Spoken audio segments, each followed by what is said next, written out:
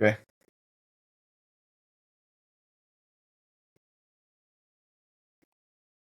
Bill Buckner.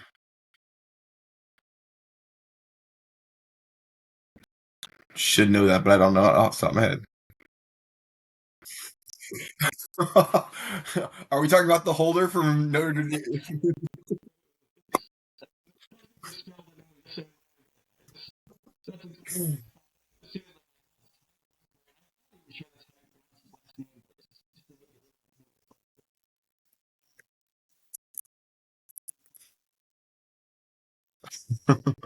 So you're talking about the Notre Dame kick holder, right? That's what I'm thinking.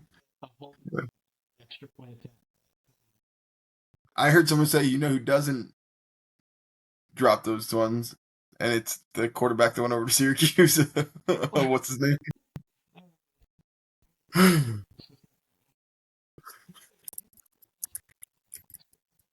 Yeah, Angeli. That's right. What is Steve Angeli? I think it was. I think it was Cover Three that said that, and I was like, "Oh, that's rough."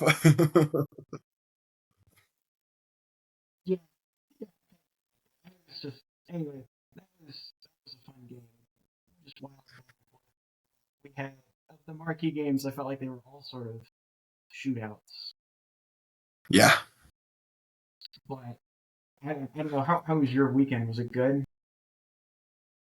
Yeah, I got to actually watch some football, which hasn't happened. I watched more football this week than I had all the whole time. So season, that's nice. yeah. So the conundrum came to us as like, all right, FSU's on a bye, BYU is on a bye, both of our like major teams. So, and usually in the mornings on Saturday, I try and Brooke and I try and stay out of Megan's hair, so she has a little bit of time to herself between feeding the baby and whatnot. We actually went and saw Toy Story in theaters. It's the 30th year anniversary. Did you know that? 30 years since Toy Story came out. Yikes. I don't like those movies. There's my hot take. I think Toy Story is terrible. Wow. Okay. Well, before this goes really off the rails, I'm tabling that. We will talk about this later because you've got problems. But yeah, so not a friend of you either. Yeah, exactly. So the noon slate, I didn't get eyes on a ton of games, right? So that's where I was going with that. Yeah. We were gone for the first couple of hours of most of the noon slate. But I guess, but maybe before we get into the Saturday games, let me touch on two things from the Friday games. Houston on track. They're the Willie Fritz, elevating the program. I like it. Also, Arizona surprisingly competent this year. Maybe not great, but like, hey, it's good. I'm glad to see Noah Fifita bounce back just a little bit. He had a really rough year last year, and good for that team. So I just wanted to quickly call that out. Yeah, and they'll really get a true test, honestly, this next week when they play Iowa State. And I expect them to lose it. Don't get me wrong. It's just like, I'm glad that they don't seem like they're destined for a 4-8 season like I thought they might be. Mm-hmm. So they've already got 3 wins. Who knows? That might be a bowl game. Good for them. And also New Mexico killed UCLA. There's that part. We'll get to more of that later. But. Yeah. All right. So yeah, maybe we jump into the bigger matchups. I don't know which one you want to do. You want to do Miami, South Florida, Georgia, Tennessee? You pick it. Let's go. All right. Let's do Georgia, Tennessee. Oh my goodness. So yeah, I turned this game on when it was 21-7. Tennessee kind of caught up via just the highlights of like what had happened up to that point in the game. It seemed like I missed the very best output that Tennessee, like the best, 3 or 4 drives from those first 3 or 4 drives. Yeah, I mean, there's a lot of luck. I think there's an underthrown ball that a safety ends up falling down on that the receiver catches and takes it for an end zone. Like, there's some luck going in there, but like, you're clearly handling them from a defensive perspective, and you're up 21-7. I watched that beginning, and I turned Mike, my brother-in-law, was like, "Oh my goodness, what is going on? Like, have they come to play?" And then Georgia kind of pulled themselves back into it, slowly but surely. And even in the end, like when you have Stockton fumbles the ball and Tennessee has the opportunity to go up or to really push it, they only kick a field goal and they go up by 8. And you're still in pretty good position because your defense rears its head up, plays pretty good, and holds them to 4th and 6. And then on 4th and 6, instead of going for like a quick out or whatever else, freaking Stockton puts a beautiful ball on the back shoulder of the receiver for a touchdown. And then they run a little cross pattern at the bottom with a little bit of motion. So they motion like the outside receiver in, and they motion him back out. Or as soon as he's motioning in, they hike the ball and he goes right back out. And so the cornerback's going back and forth because they're playing a man-to-man, and he's wide open for the 2-point conversion. And then by that time, like, it was written in the stars. You knew that this wasn't going to go Tennessee's way, I felt like. Yeah, I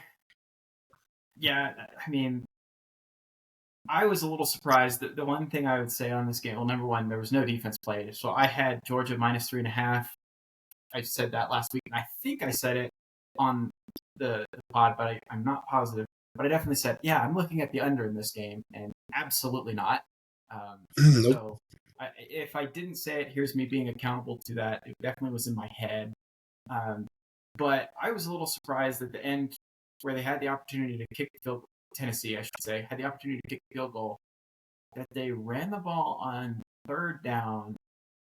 First, I'm going to get this mixed up. I should probably look at the play-by-play here. I'm just going off my memory right now. But they had the opportunity to field goal to get much closer. They ran the ball like 3 times at the end. And then you have the false start, which kind of shoots you even more.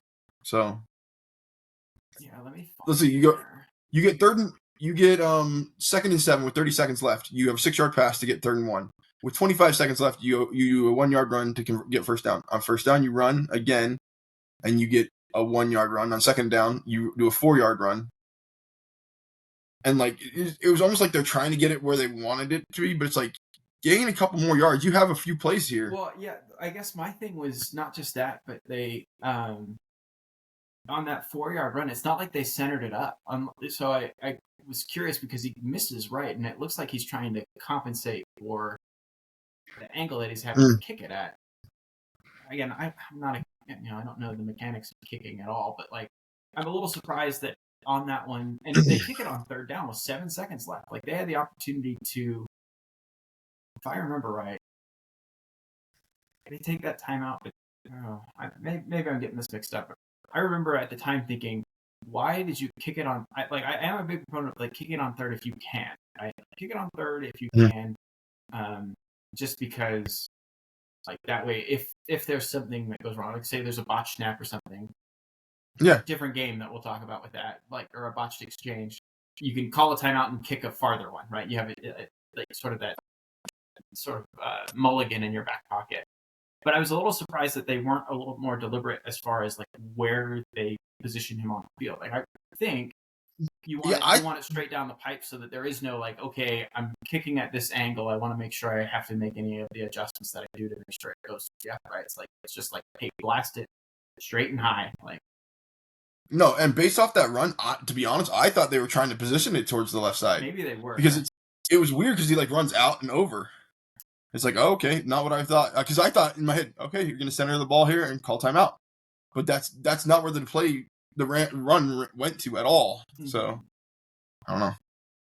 Yeah. So anyway, as soon as he missed that, I was like, I'm pretty sure they're going to lose. And then when they ended up kicking a field goal on their first overtime possession, I was like, oh, this is over. Like. Yep, exactly. And I'm sure that's kind of where the Tennessee, faithful and the Tennessee players were. And I'm sure Georgia on the other side's like, okay, they just left the door open, and now we're gonna make them pay for it. Like, that was a fun one, a back and forth one. My takeaways from there are bad. Yeah. My takeaways from that game are Tennessee upgraded their quarterback room 100% from Nico. No offense. Hard to argue with that one. I mean, he did throw 2 interceptions in the game, but I mean, he was airing it out all over the place, and he was not missing the layups that were right there too, which makes it a lot helpful. And then also that Tennessee could have a chance still to get back into this SEC playoffs situation. They have a favorable schedule. You have UAB, Mississippi State, Arkansas. You need to play Bama, Oklahoma, Florida, and Vanderbilt. Those are like your harder teams, but those are winnable games. Most of those, even the Bama game, could be winnable depending on which Ty Simpson you get. I'll give you a counterpoint. I think Mississippi State, Arkansas, and Vanderbilt are all losable games. Like, if you can't play defense, I don't know. We'll see. I'm trying not to overreact to what Georgia did to them, but that Georgia offense had not looked good. Yeah, against Marshall and Austin Peay. If we're real though, it's Georgia. Different too, but yeah. I mean, if we're real, Georgia's like that every year. They are crap until they play a decent team. You're not wrong. I think it takes a real challenge for them to get engaged. All right, that's gonna bite them in the butt at some point in time, but hasn't yet. We'll see. Anything else on that one, or are we good? The other thing is just Georgia's schedule from going out from here on out. You still have Auburn, you still have Ole Miss, you still have Texas. Like, they have a hard schedule, and then, I mean, you have that giant of a Georgia Tech team at the end. Yeah, who knows? They got no problem beating ranked teams. Have you heard? Yes, like ranked getting 7-1, 6-1 or 7-1 against ranked opponents. At least they go to Georgia Tech. Giant killers. Maybe. But Georgia plays Bama next week too, so that'll be a fun part too. So. Yeah, don't put on film that you're susceptible to the deep pass against on the poor coach team with Ryan Williams. Yeah, I mean 2 weeks. Sorry, I'm wrong on that point. Next week, 2 weeks. Yeah. So. All right, so we tackled that one. Let's do. I did not get eyes on LSU Florida really, so that one I don't have much to say except 5 picks will lose you a game. But the fact that I'll talk about that one. 5 picks and still only lost by 10 says something to it. Yeah, no. So their defense, Florida's defense, played well enough to put them in the game. I heard a lot of people saying like, "Oh, we only lost to LSU by 10, and we had 5 interceptions. Like, that means we're so good." Like, no, LSU offense did not look good, but Florida's defense did a great job on them and kept them in that game. But good heavens, did DJ Lagway kind of like turn into DJ Uyungale or whatever it is? His name is towards the end. Like, he just it's like he short circuited a little bit. To be honest, he was making stupider than stupid throws over and over and over again. Like, roll left, throw it high over across the middle or back to the right, dumping it down, not seeing the person coming over to the flat. It was just like, what is going on? And it was more ugly than I could tell you. The other thing that's crazy is if you look at the stats, let me see if I can find this. Yeah. Time of possession. Florida has the ball 37 minutes, 15 more minutes than LSU did. And they had, let me see, they didn't have more yardage. But they had, it was just like they had the ball way longer and couldn't do anything with it.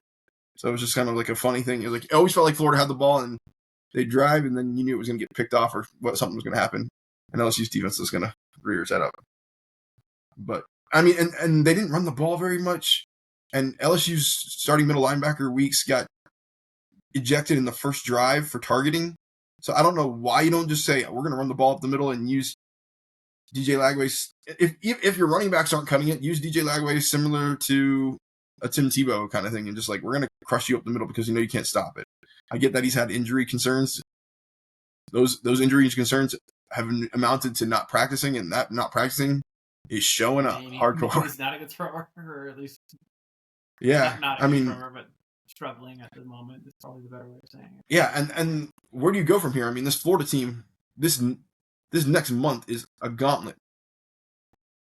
Yeah. Texas, regardless of whether Arch can play a good game or not, they have a great defense.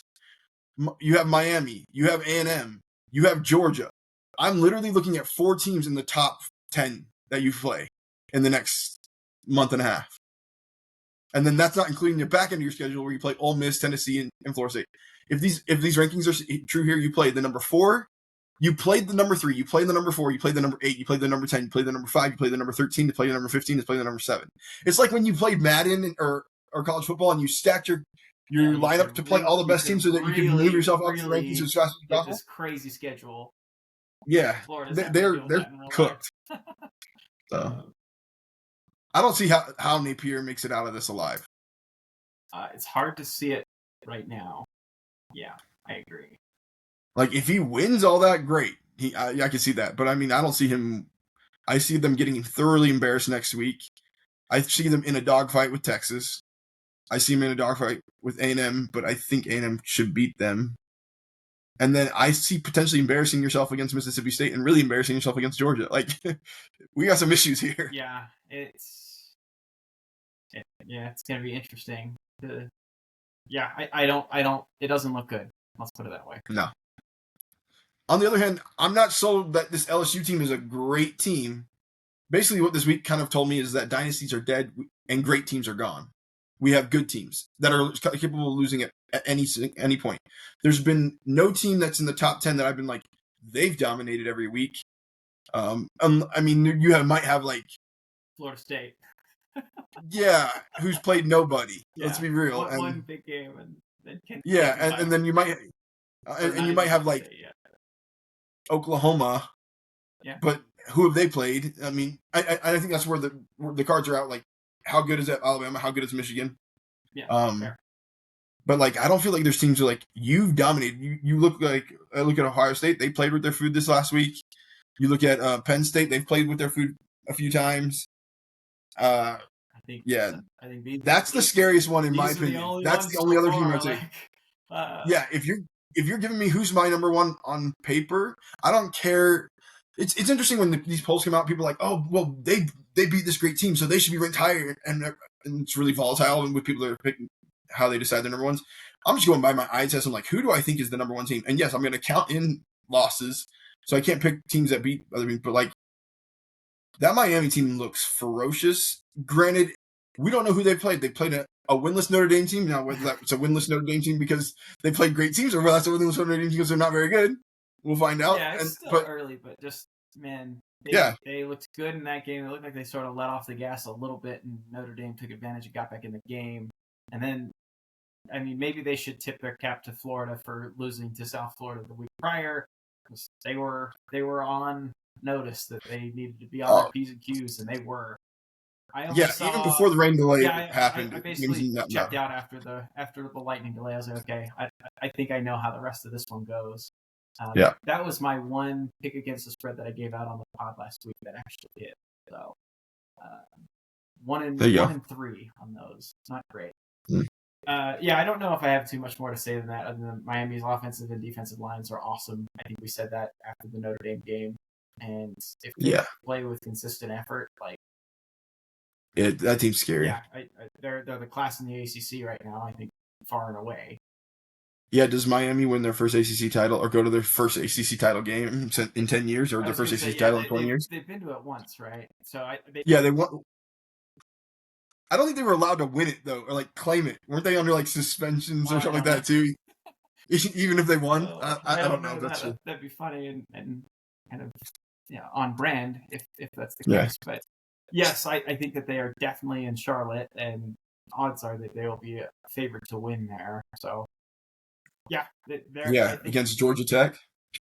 Georgia Tech, like, hey, I am starting to believe in Cal. Like, not just. You are? Well, we're getting far ahead of ourselves, but like, they have a pretty manageable schedule going forward. And they're doing enough on offense, and they're playing pretty good defense. They didn't play last week, did they? They played Minnesota. They hosted Minnesota and beat them. One of the better defenses in the Big Ten, one of the better secondaries. And again, Jaron Cavey, Taco Taylor, just carve him. It's something nobody talks about, and it'll be hard for Cal to get the respect that they deserve just because they're on the West Coast. They get ranked. But also you don't play anybody. That's my point. That's why I think that they have a chance. Not because they're a great team. I think they're an okay team, but they also have a pretty favorable schedule and gotten through some of the tests that I didn't expect to already. So like that Minnesota game was telling me. later. Anyway, but yes, Miami's the class of the conference. Let's tackle a couple of others real quick. Yeah. The A&M Notre Dame game, defense optional, and I don't really have too much more to say about the game than that. It's just like a back and forth. It's a fun game, but I don't know if I had any like major breakthroughs on that one. Just that Notre Dame team has taken a step back. Our defense has taken a step back, with the transfer or with the movement of Al Golden to I think it was at the Bengals now. Yeah, somewhere in the NFL. I can't remember. Yeah, like they Who's just don't look like the same team. Chris Ash, is that right? I think that's right. Let's see. Yeah, Chris Ash. Okay. And Chris Ash came from where? He's at like Rutgers. He was the Rutgers head coach for a while. I'm not sure if he came directly from there. I don't believe. Yeah, he no. His son has been there for a few years now, so I don't remember where he was before that. But that's the only thing I know him as is the. Oh, he was with the Las Vegas Raiders as a defensive backs coach. Interesting. Okay. And then a scout for the Jaguars. So that's a weird pickup, to be honest. But yeah, I wonder if they had crossed paths before in Marcus Freeman. I'm trying to find that. Yeah, maybe at Ohio State. Probably. I think Marcus Freeman was at Ohio State as a position coach or an analyst or something. Yeah. Early in his days. Back in 2014, he was at Ohio State. So who knows? All right. Well, yeah, I was gonna say I saw some of that game. I was admittedly my attention was sort of ping ponging back and forth between that beating a girl, watching Vanderbilt give South Carolina the business. You and I mentioned you a little bit. I'm like, what is going on over there? Because I wasn't watching the game. Yeah, that was just they're the better team. It's funny because I've got like this group chat with some of my in-laws, and one of them is a Vanderbilt medical school alum, and so he's like big into Vanderbilt. Like last year, like we were the whole Alabama game. There was chatter on there. It's like, oh my gosh, they're gonna do it. And today, or before, not today, but before the game, he was like, dude, I'm feeling this. They're gonna win. And I was like, the only thing that gives me pause is that it's on the road and it's a tough environment. Like they do the whole sandstorm. What if Lenore Sellers had actually been in the game though? Like that would help. Yeah. Oh yeah. No question. But like, I don't know. I'm not sold on South Carolina. I don't think they've looked great in any one of their games now. Well, they looked phenomenal against that great Va Tech team. I don't think they did. Like that was like a tie I'm being sarcastic. In the third quarter. Yeah. I feel like that's how it got painted, though. I'll be frank. Yeah, they got a ton of credit for it, and now it's like, oh, that team fired their coach three games into the season. That team lost to Old Dominion. Yeah, I want to touch on one more thing here. I mean, maybe there's others that we'll go through, but like Arkansas State should have absolutely beaten Iowa State. There were 3 like really phantom hold calls, 2 of them on scoring plays that Iowa State benefited from. I just felt like that was so rough. There's like they did everything, in my opinion, everything in their power to possibly win that game, and it felt like they just got screwed like multiple times by the officials. That was frustrating. I thought Arkansas State played to win. They had a great game plan. It's really, I mean, it was just fun to see like their quarterback making plays, pulling rabbits out of his hat here and there because their offensive line had their hands full. It just sucked for them. I was like, what are we doing? Especially down the stretch. I felt like they had to not only beat Iowa State, but they had to beat the officiating crew. So wanted to get that off my chest. It's not fair to them. I have felt like that this year. There's been a few phantom holds in some games. I'm like, I don't see that one. And I think it was even for UF, actually. It's been for UF in 2 different games where I've seen them score. I think they have a touchdown, 87-yard. I think they had 2 touchdowns called back in the USF game. Now that you mentioned, and in the LSU game, they have an 87-yard touchdown pass that gets called back off a hold, and I'm like, it doesn't look that bad to me. Like I'm like, everybody's holding every single play. Now there was one of the ones in the USF game where I think it's Trey Wilson or one of the wide receivers. I think it's either an end around or a reverse. And the wide receiver comes and whoever's on the end of the line of scrimmage, like just like hold the guy, outside like, shoulder a little too long. Yeah, twists the guy. And so one of those, I was like, okay, that's legitimate. But the other one was like, and I think this one's where he comes inside and the guy kind of just puts an arm out and like the guy kind of it looks like the defensive tackle kind of just rolls off of it. But I'm like, it doesn't look like you grabbed that much, and like you weren't going to get to the quarterback anyway. But I mean, that was a momentum killer. I think that put them within 3 at the time. Like it was all of a sudden Florida was like crazy, and yeah, I don't know, but it didn't happen. Yeah. Any other games you want to talk through? Let me just go back. Sorry. Let's see. We got to talk real games. Any other real games that are that important? Texas. The fact that Arch is struggling as much as he is. Yeah, I didn't get eyes on it. I just was surprised at the score. Have you seen the stats? Stats are terrible. Just the stat line. I haven't seen I've seen or seen online that people suspect that either there's an injury or something's going on there. But yeah. And then it's a problem if they can't throw the football. Exactly. I feel like we're still in wait and see mode. We're 2-3 games into the season, depending on who you are, and we haven't played. Most people haven't played anybody consistently, but there are some teams that are surprising me that they are good, and some teams that are surprising me that they are terrible, like Tech, Liberty, But then you have teams like what was I looking at? I was just team earlier.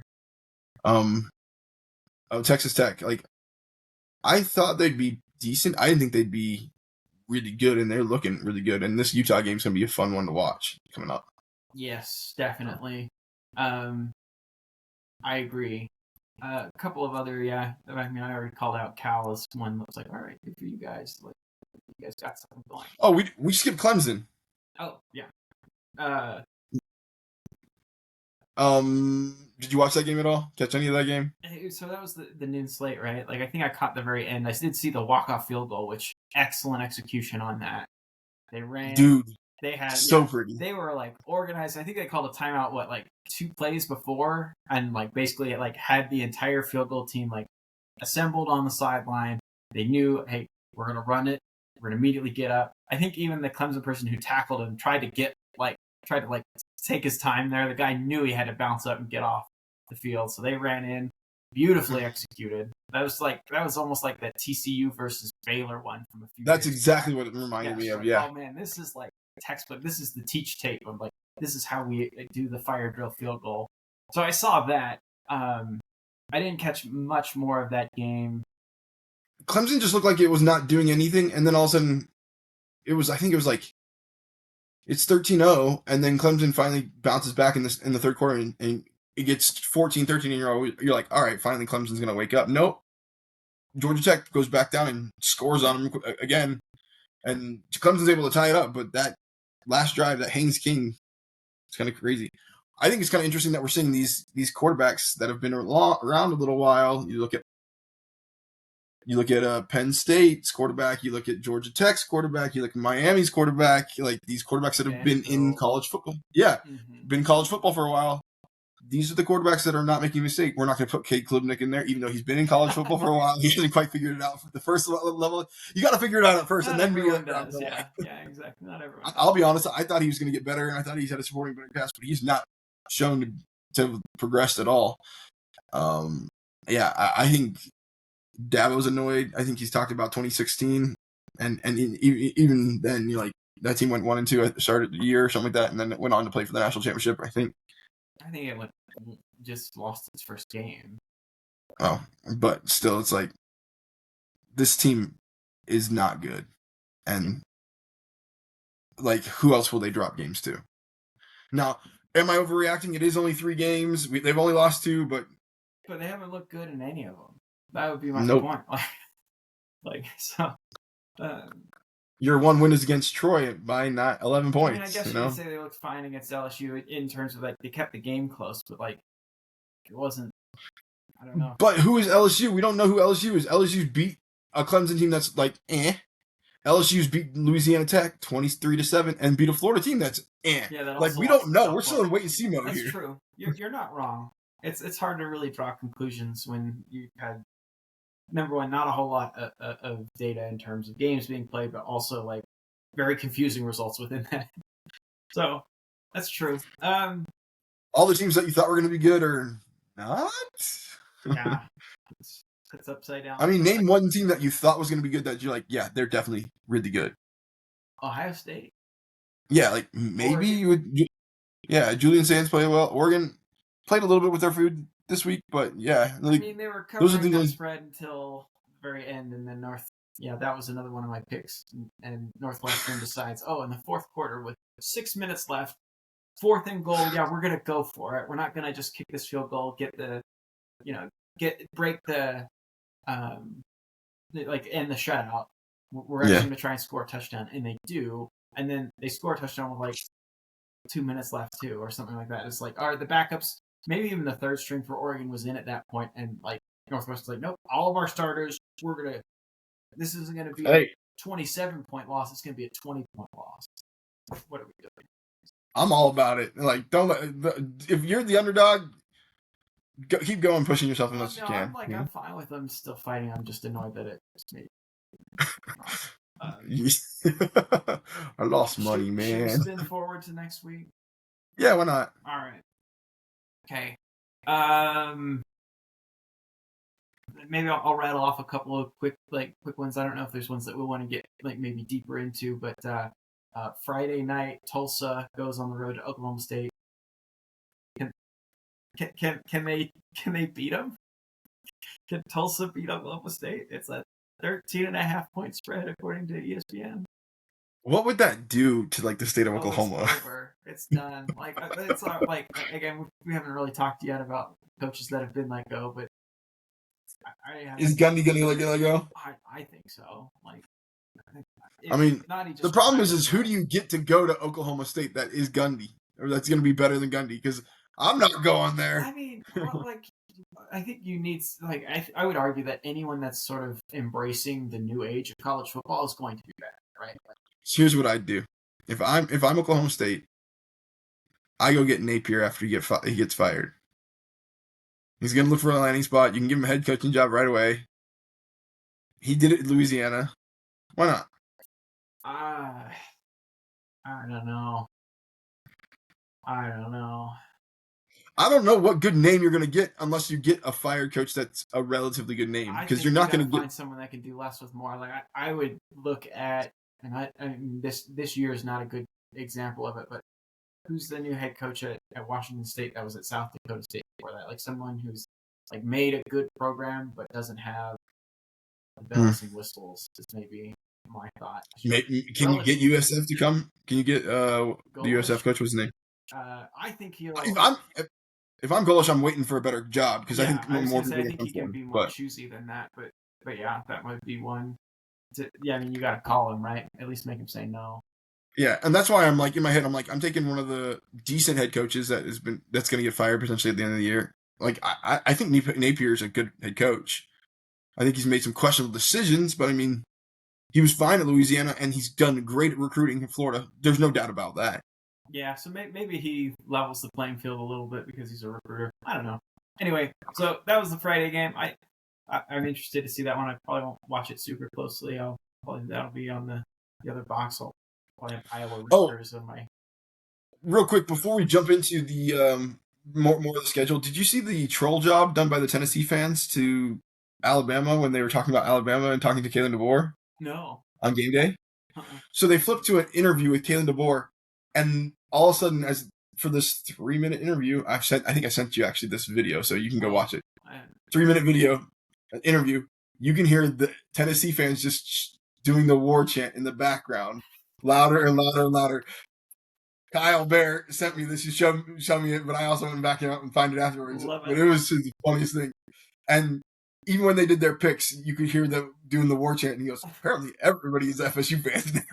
That's funny. Like, I remember, this is a callback that no one that listens to this pod is going to remember, but I think it was Alabama played FSU in basketball. I think I was maybe a sophomore in high school. It was just in the non-conference, not like in the NCAA tournament, just non-conference game, regular season. And one of This is before Bama was a good basketball team too. way before they weren't any good. And at the time, I don't think FSU was particularly good either. It was kind of between runs. I think it was Hamilton had been hired, hadn't put together that first group of teams that had really solid defenses.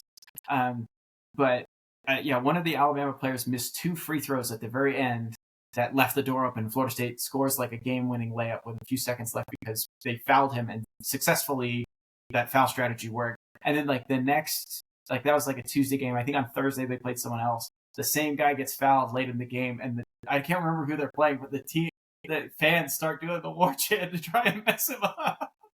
I've got to go find this now. I will dig that up for you. Anyway, Cory, did you know that Texas Tech fans throw tortillas when they score? Yes. Okay. Well, they may need some breakfast burritos because it's an early game this next week with Utah, 10 a.m. local time. At least it's 11 for them, you know? Yeah. Okay, the body clocks maybe is... But, I mean, is that Central Time? Lubbock's got to be Central Time. I'm assuming, but I'm just... It's West Texas. How far west is it? You're going to get me in trouble with my geography here, but anyway. Yeah, they're Central Time. Okay. So, 11 o'clock body clock times, but it's 10 a.m. kickoff. I wonder how Utah feels about that. Getting the big noon kickoff treatment a couple time zones away from when it normally would be. I'm fascinated by that game. I don't know if I have a lean. Again, I have Utah in our win totals draft, of course. So from that angle, I want them to win. Utah did not look super impressive this last week. I think that was mostly kind of self-inflicted wounds. You missed 3 field goals early on. You turn the ball. You're in Wyoming. We all know what Wyoming is. Yeah, it gets like weird. You want to get in, you want to get out. It gets weird up there for sure. Laramie is not a great play. Like if BYU ever plays there again, I'd love to go and see the game there. But for the traveling team, it's just like bad things happen. Texas Tech lost their last trip up in Wyoming a couple years back, so they know the drill. I don't know. Again, Texas Tech hasn't really faced anyone yet, but they've obliterated everyone that they come up against, right? Like I don't think they've had a game close to 28 points or something, maybe even more. So they're going to face a real defense. I think I like the under in that game. I bet you there's a little bit more defense played than that. Not to mention just, again, the nature of Utah's offense is going to be predicated on running the football and then kind of creating some explosive shots down the field. We'll see. Devin Dampier, I think, has been maybe not quite exactly what I hoped he'd be just yet. So maybe isn't quite where I'd like him to be offensively just yet. But interested to see how that one plays out. I don't know if you've got a lean in that game or. I find it hard to believe that Utah loses this game, to be frank. It's a home game, and they're really good at home, right? Like that's the only thing I can kind of hang my hat on. It's just like that to me seems clear enough. Yeah, and like I feel like they take care of the ball, like they'll be good as long as they're not turning over. I think they're in good shape. I don't know. We'll see. It'll be a good game. That'll be one I tune into. Okay. Sorry, I call out that one. Go ahead. And what's the one that you're interested in that you want to talk about? Give me Michigan and Nebraska. Yes. Freaking Dylan Raiola has been amazing this year. What? Knock on wood. I don't know what's going on. He's completed 77% of his passes. He hasn't thrown an interception this year. I mean, I get that you haven't played everybody. I'm looking at the schedule real quick. Like, you played Akron, Cincinnati. You haven't played anybody, but you're making the right decisions when they're there. So, I'll be honest. This is one I'm gonna pick as my upset pick. Is I'm picking Nebraska to win this game. They're at home. It's a short spread too. It's not like it's only 2.5. And we don't know who this Michigan team is, right? We've watched this Michigan team beat the brace off of nobodies and then get beat up by OU. Who is this Michigan team? So we'll see. Yeah, I'm right there with you on that one.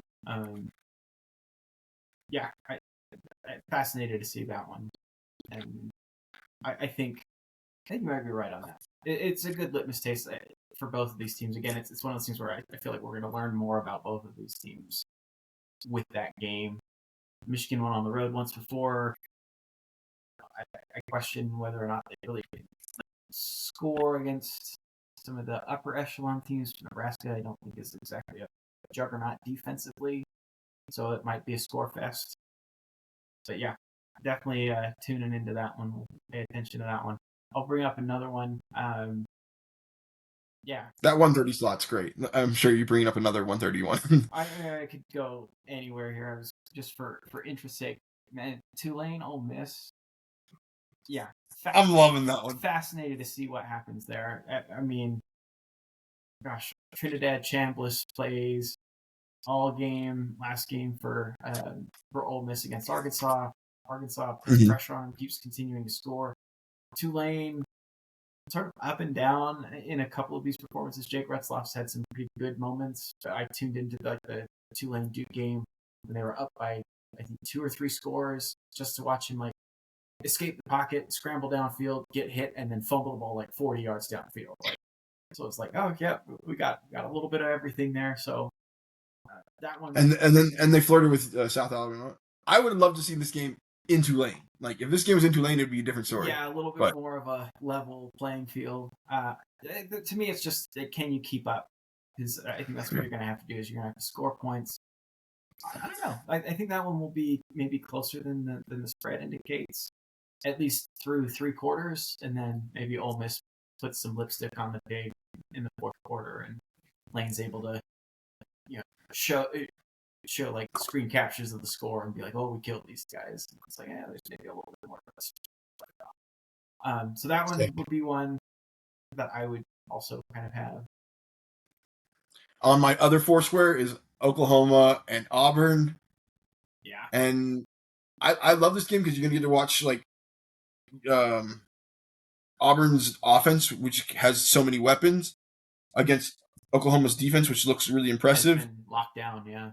Yeah, and to be honest, I think this Oklahoma team is the real deal. I think last year was a fluke, especially after seeing these first 3 games. I think they're going to be in competition for a playoff spot for sure, if not in competition for potentially the SEC. Like I look at what their schedule is like, and that's where they I think they've got a really good chance. If I'm not wrong. Oh no, you got a really tough end of the schedule. I forgot about that. Yeah, it heats up at the end there, but nonetheless, like right now, like I expect them to beat Auburn again. They're almost a touchdown favorite. I expect them to cover that too. To be honest, yeah, that would be me too. Then you get Kent State, essentially a bye week, or I guess you have a bye week and then Kent State. So you have 2 bye weeks. Okay, 2 weeks to get ready for Texas, which I don't know if you even need the extra time right now. Yeah, if you play Texas this week, I favor Oklahoma. So yeah, especially like a couple of years back where Oklahoma won. They got killed in Venable's first game, right? He was the coach for the 49-0, if I remember right. And then 2 years ago with Dylan Gabriel, they just out-physicaled him, out-muscled him, and it was a revelation to me. I wonder if you get that kind of an effort and that kind of performance from them. South Carolina looks winnable versus Ole Miss. I think it is winnable. It's the at Tennessee, at Bama versus LSU, with Missouri kind of in the middle there. So, all right, we'll see how that goes. Again, I think the Missouri one, fine. I really wish I could get in the mind of an OU fan and an even Jackson Arnold fan. Is there angst or animosity there, or were they just OU happy to get rid of him because he couldn't pass the ball? And is there frustration? We should bring on our resident expert. I know, Kyle. Let us know what you think in the comments. Hit us up, yeah. Love to have you make a guest appearance too. Let's see. All right, we've tackled that. Yeah, that 130 slate. Yeah, there's a really good quad box there. Maybe we shift a little bit toward the evening, and then we wrap up on a couple other things. Just looking at the time here. Okay. Miami, Florida. Yeah, you can't go wrong there. Like Miami, Florida, man. I'm just gonna say, like, if Miami's gonna kill them, right? I have them covering. I think. Yeah. What's the spread? I think is 7.5. No, I'm seeing 3. Oh, that's Is it. that right? ESPN, but I think there's a mismatch there. Like, if you can actually bet that, like, go for it. I think that's a steal because on DraftKings it's 7.5. Is that what it is now? Mm-hmm. But man, I don't know. Like, it's tough. Florida? How do you get up off the mat after a disappointing loss against South Florida? Better effort, at least from your defense, uh, against LSU, and it's still not enough to get the job done. And then now, once again, you're on the road in what will be a hostile environment. Yeah, if Florida crumples in this game, their season they're packing in for the It will season. snowball. I think it will start to, the beginning of the end, and I think Miami smells blood in the water. Like, I think they know, like, hey, we go up 14, they'll pack it in. Like, and well, that's where I'm. you should want to. I mean, this if is they an go up in-state 2 scores, rival. this thing again will.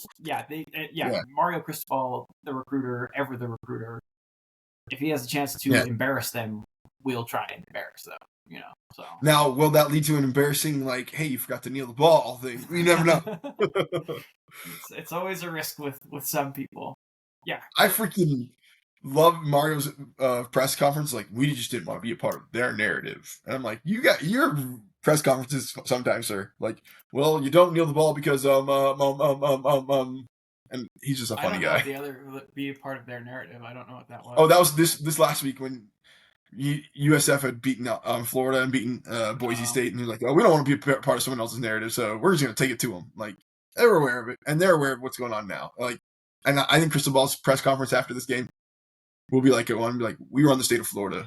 If you want to come play ball, come play here, like something like that. Oh yeah, I think it will be something like that. But and especially if they beat Florida State after that. Yeah, I was going to say that's where you'll really hear it.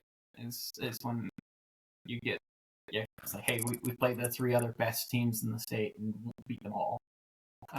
And I expect. Yeah, I'm looking at 7.5, a line of 7.5 on DraftKings. Is that what you said? Yeah, so there's a delta there for anyone that's wanting to take advantage of a easier line here. Also in that night window, Indiana and Illinois. I feel like I don't know who Indiana is. I don't really exactly know who Illinois is either. So that one's a game that I don't know if I have a good feel for. But I'm excited to see them. I think, the winner starts to really establish themselves as a potential playoff option out of the Big Ten. Yeah. There's a lot of ball to be played still. And Illinois is taking care of business. I know that Duke game was closer than the score showed. Duke kept fumbling the ball. But I don't know. Like, if Illinois wins and we start seeing shades of like 2007 where you have names that are like, what are you doing in the top 10, you know? Yeah. Oh my gosh. Who is that team? Like, Missouri and Kansas. Well, I was just like, Illinois had a couple of years with Ron Zook there, I think in like 2009 or so, with like, gosh, I'm going to forget who that, I think his nickname was Juice something or other.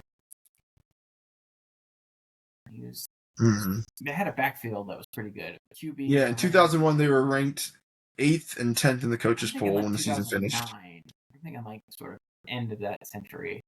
Because like Ron Zook got like 3 or 4 like 5-star people to commit to Illinois, which is just like, man, what a good recruiter Ron Zook was. Like, yeah, I'm looking at Ron Zook. I'll find 2009. 2007 they went. I don't have the numbers off the top of my. Oh, here we go. 2010 they won. They beat Baylor in the Texas Bowl. They lost to USC in the Rose Bowl in 2007. That maybe is the one I'm thinking of. Yeah.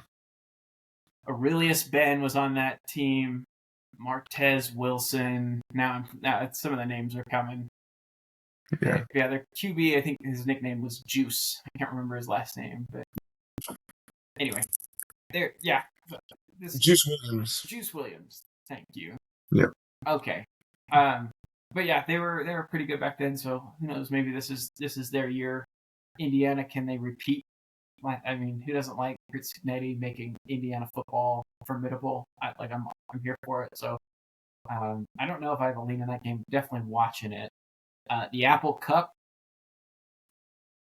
Yeah, that's not anything important anymore.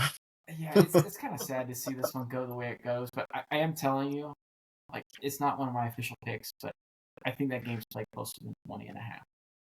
Okay. So, and some of that is just like Washington.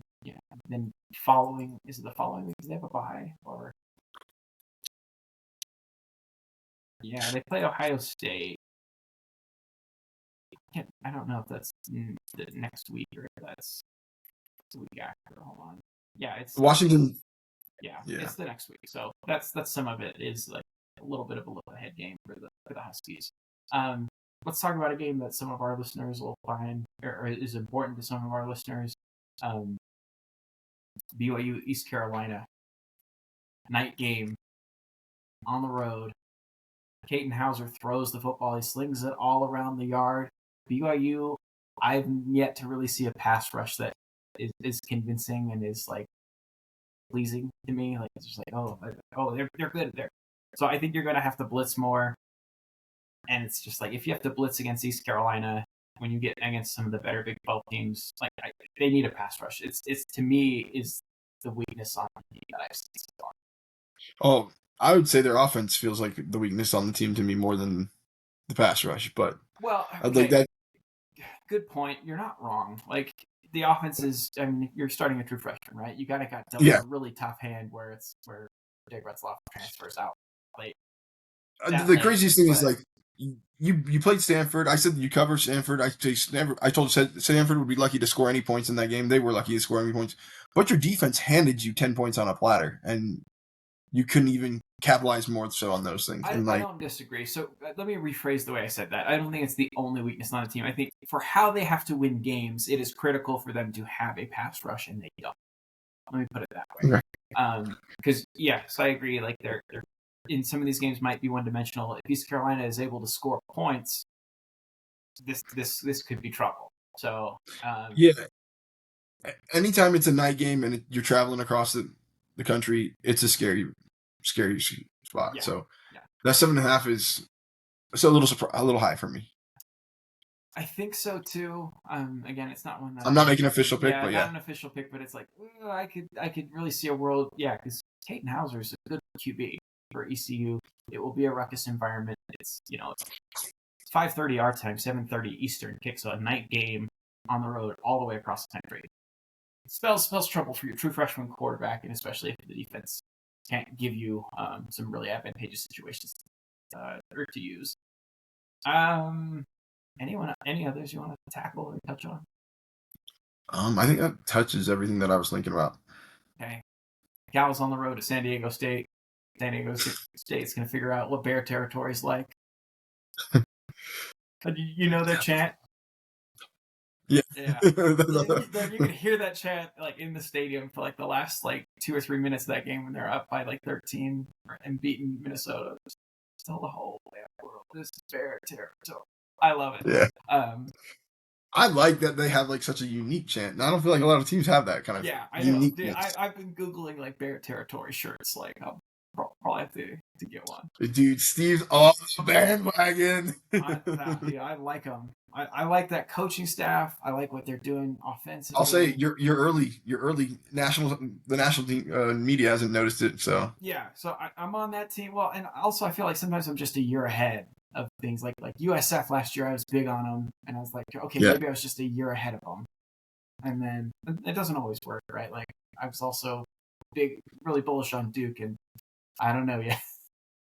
But anyway, I honestly wonder what would have happened if Duke had played or hadn't had the at one point in time that Illinois game was like right there in the balance, and if it had gone the way they needed it to, would that have kind of been a tumbling effect and you beat Tulane and all that stuff like that?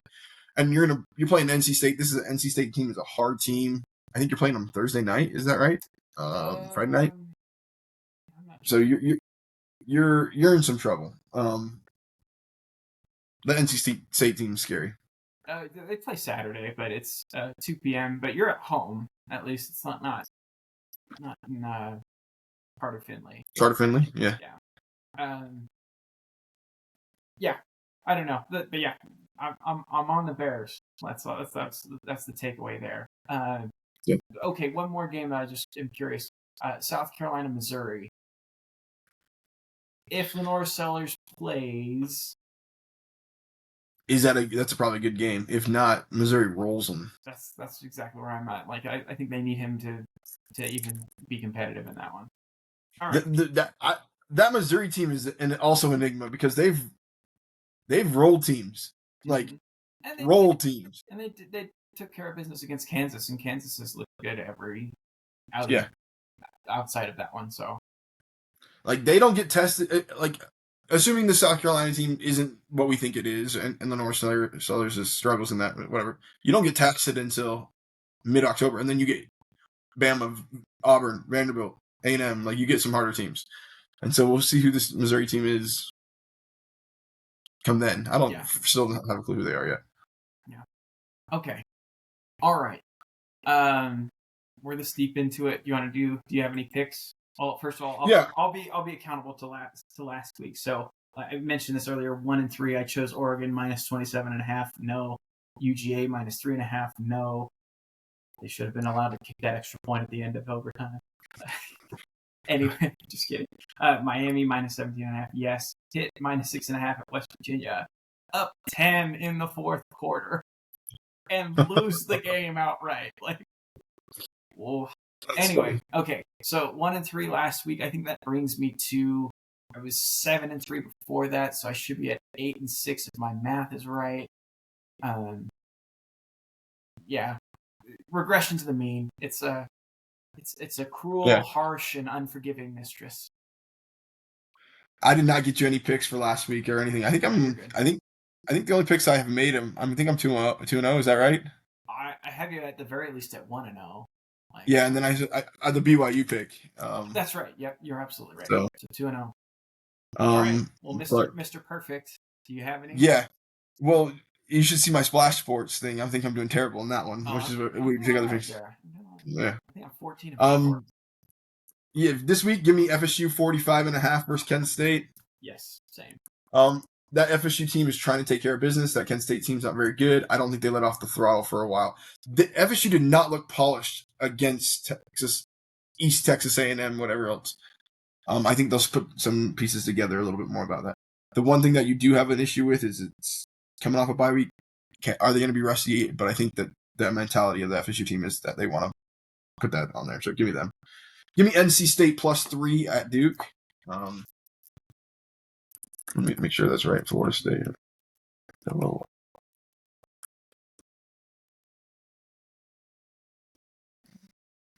Yeah, 45.5. And then Duke. Yeah. Give me NC State +3 at Duke. Give me Illinois +4 at Indiana. I don't know what to make of either team, but I have more confidence that Illinois is real than Indiana is real, which is weird. Even though Indiana was great last year. Give me Oklahoma to cover the 6.5 versus Auburn. UNLV to cover the 2.5 versus Miami of Ohio, and Nebraska +2.5 at Michigan. Or versus Michigan. Versus Michigan, yeah. Yeah, it's at Nebraska. So those are my picks. 1, 2, 3, 4, 5, 6 this week. Nice. Okay. All right. I will. Let's see. Okay.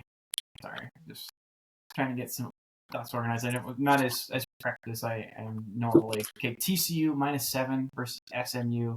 Iron Skillet. Horned Frogs are going to win that game by more than 7. I think. So give me TCU to cover. I'll lay the points. Let's see here. Going back to the well, I'm ready to be heard again. Oregon's going to cover the spread against Oregon State. It's a big number, 35.5. I still think that one's important to people in Oregon. You know, it's a rivalry game. I know it's lost its luster, Oregon State being what it is. But I think Oregon's gonna win that game going away. Let's see here. I'm right there. Sorry, like I said, I'm right there with you on the Florida State covering the big spread against Kent State. The third stringers are still going to run the offense, and so if they can put up points, they will try and do it. So, like the fact that Florida State was still scoring in the last minute against Texas A&M Eastern Texas A&M tells you everything you need to know. Yeah. Oh, and the fact that got hurt 2 years ago. That team and that coaching staff are never going to hesitate to just punch people in the mouth whenever they can. Yeah, no, agreed. That's something I think that they sort of learned their lesson from that. Hold on, let me pull up real quick. If there's any other lines you want to know, let me know. I got stuff up. Yeah, Fresno State will cover 2.5 points at Hawaii. I hope they don't. I'm a big Hawaii guy, but I think Fresno State's better than Hawaii, travel notwithstanding. I see the line right now at 3, but let's give you the 2.5. Okay, sorry, I had 2.5, but I'm fine with it being 3. No, you called it earlier, so. Let's see what else. Like, yeah, I think I'm gonna take East Carolina plus 7.5 against BYU. I just don't know if I believe it. Happiness insurance. Yes. All right, here's one that I just like. They should win by more than this. This line feels dangerous. But do we really trust Texas to score 40.5 more points than Sam Houston State? I couldn't touch it because I was they didn't get you down. I was like, give me the Bearcats with a K.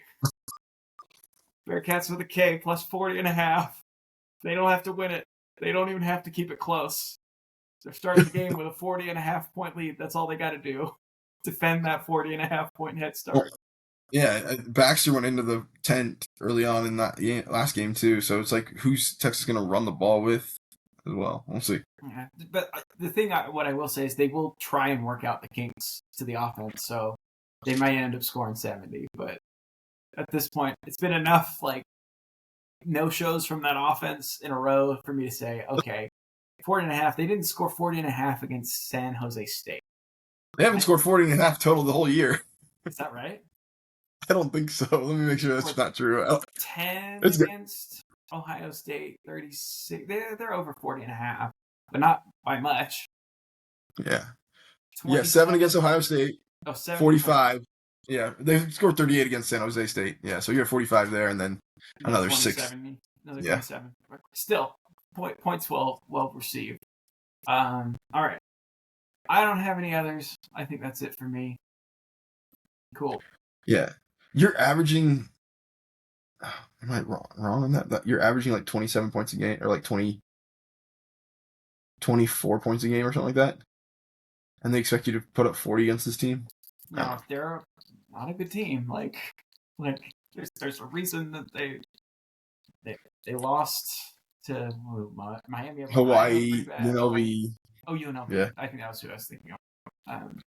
Yeah. So it probably should be more. Frankly, the spread should probably be more, but Texas has looked so inept. I know I'm on the wrong side of that. I'm almost certain I am, but I'm going with it anyway. Texas is going to have to prove that they can score 41 points or more and keep Sam Houston State off the board. And you're on the I'll believe it when I see it train. Well, just like, I mean, could you not see Arch Manning throwing a pick 6 at this point? And then it's like, okay, well, now you got to score 49. Like, so it just takes one play to make this really start to get really challenging. Anyway, all right, that's it for me. I don't know if you have anything else we can wrap. Let's talk real quick. Coaches. Yes, Aaron Fry out. Deshaun Foster out. Deshaun Foster's the interesting one for us, people of our interest within Florida State or in BYU, whatever else. I don't know if you saw BYU or saw ESPN's article. They listed BYU's coach on the short list of who they kind of expected. Oh, Kalani? And then they put Kalani's number 1 and Tony White as number 2, FSU's defensive corner. Interesting. Tony's a UCLA alum, which it makes sense. And he was interviewed for the job last time, even though whether it was a serious interview or not, who knows? So like that, I think that's actually a real possibility, depending on how much he crushes it out here, at Florida State. But the Kalani Sitake one, there's no way he leaves BYU. Like, in my opinion, I'm like, there's no way. I would say I mean, not with you look what's coming down the pipe for them. Like they Exactly. And have then how some much? really cool things happening. But at the same time, like if you're a BYU fan, like let's say it's Doomsday and he says, you know what, Big Ten football, it's the highest levels of the sport. Of course, I want it in. Like, okay, I'm just hiring Jason Beck from the offensive coordinator from Utah. Like that's Yeah. easy. Or you're promoting Jay Hill. Like That's exactly what my you've thought was. got Jay Hill promoted. options. I think you've got better Yeah. options now than you've had in years, and you could say like, Well, hey, look, and give it a year or two, and Tony White's been a member for a while, then you can promote him. That's true. Like that's one of the things BYU fans don't know. I don't feel like most BYU fans have no clue that, or LES people have any clue that Tony White joined the church. Yeah. Well. Yeah. That's kind of an interesting little tidbit there that is critical to that search. But I think that there's options there. So I'm not especially concerned about it just because when you look at the programs, like you've got really good investment from the money people at BYU right now. So I don't know if you really want to make that change. Who do you look for though? Who does Vautech get? Because you're not getting Shane Beamer as much as they may want Beamer. They're not going to get him. No, not a chance. That's a good question. I'm looking at their short list from ESPN. They have Shane Beamer. Not going to happen. Yeah, that's a buzzword one. That's a Alex Golesh. Again, like we said earlier, I think he can be a little bit more selective than that. I think he's in line for like that Florida job if that Florida job opens. I would not be surprised here. Ryan Silverfield, the Memphis head coach. But they did that once before with Fuente. They put their hand on the stove. They got burned. Would they dare go back? It's not a bad choice. I'm just saying you'd have to sell some people like, wait, the Memphis coach? We did that once and it didn't work. Yeah. And then the other people that they mention are James Madison's coach, Bob Chesney. Yes, good choice. And then Charles Huff from Southern Miss. Better choice, actually, right there. Because he worked at Tennessee and was Marshall for a while. He was at Bama for running backs. Is Charles Huff the one that left Marshall and brought all his players with him? It's the Southern Miss, yeah. Mm-hmm. So you can just port over their team again one more time. I mean, Indiana did it and it worked fine with James Madison. Yeah. Who else was I thinking of? What's his name? What's the Georgia Tech offensive coordinator's name? Oh, interesting. I don't know if he has ambitions to be a Buster Faulkner. Okay, yeah. Man, I like what he does offensively. He would be one that I would potentially consider. Does Georgia Tech get their mentality though from their OC, or do they get their mentality from their head coach more? From the head coach for sure, but they get the really cool play designs from the offensive coordinator. So, and you were at Georgia too back in 2020 through 2022 as a quarterback coach there. Yeah, he's been around the block a little bit. Part of me wonders if they try and go back to their roots and do like the whole defense and special teams and winning with grit and toughness. But I thought that was what Brett Pry was supposed to be. So I don't know. It felt like Brett Pry has lost the locker room a little bit though. I mean, this is from an outside perspective, having no clue, right? This is a casual watching. Well, I mean, they clearly have given up. Like that part's that Old Dominion. Like I checked in on that 2 or 3 times. It's just like, man, I'm not seeing a whole lot of effort on the field here. So yeah, so I would consider him. You're right. Maybe an established coach from a lower level. Again, I don't think Troy Summerall would be, or not Troy Summerall, John Summerall, who was at Troy and was currently at Tulane. I knew he meant. Yeah. He's at Tulane, right? Yeah, he's at Tulane now. He's been there. This is his second year, I think. Third. Okay. Second, because he left from really for Houston. You got to get somebody that can keep the DC recruits and the Virginia recruits. Yeah, the Tidewater area. Mm-hmm. So it's probably too early for a pick. Yeah. Well, let him two more years at Norfolk State. If he turns that thing around, then you can go get him. That's funny because I was literally thinking the other day. I'm like, dude, in this day and age, how would you ever not have a Michael Vick on a better team? I mean, you just got a freak of an athlete that was incredible on that team. So, I don't know. Yeah. So yeah, I don't know. Like I haven't had enough time to like say like, hey, here are some other candidates that maybe are under the radar ones that I would consider. But Buster Faulkner's done a really good job at Georgia Tech, so that'd be one that I would probably reach out to and see what interest there is in maybe becoming a head coach as opposed to being an offensive coordinator. Okay. No that really come to mind. I'm not saying that that's my go-ahead candidate, but I'll think about that more, and if I have more to say on it next week, I will.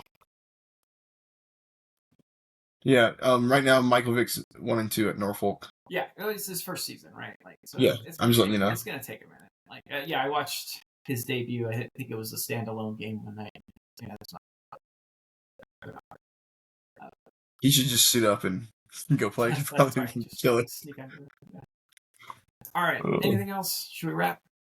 Let's wrap. All right. Well, thanks for tuning in to another episode of CFB Paint. We'll hit you, or we'll see you in the comments and hit us up on socials, and we'll chat through another week next week. See ya. Later.